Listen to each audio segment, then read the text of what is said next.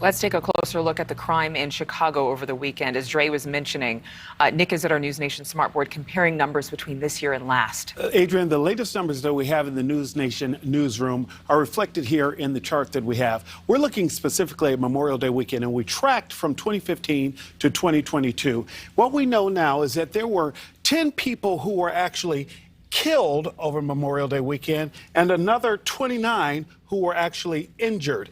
Adrienne, what we can see is that there's a slight uptick, but nothing that is ridiculously alarming, because we can see that the red indicates those who were killed, the yellow indicating those who were injured. We can see that that number is nowhere close to where we were in 2015, nor are the number of those who were injured from 2015, where we had more than 50 who were actually injured.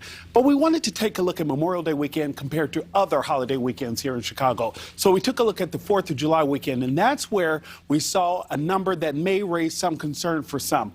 Once again, the red line here indicates those who were actually killed. The yellow here is those who were injured. This is Memorial Day weekend. When we looked at 4th of July weekend and those who were actually killed 4th of July weekend, we can see that that number tops out right here at 19 people who were killed over the 4th of July weekend for 2021. When we look at the number of those who were actually injured, that number shoots up to 104. For context, there were 180 people killed nationally over the 4th of July weekend. So we can see that the highest number of homicides, or those who are injured with gun-related injuries, tends to be the 4th of July weekend in Chicago.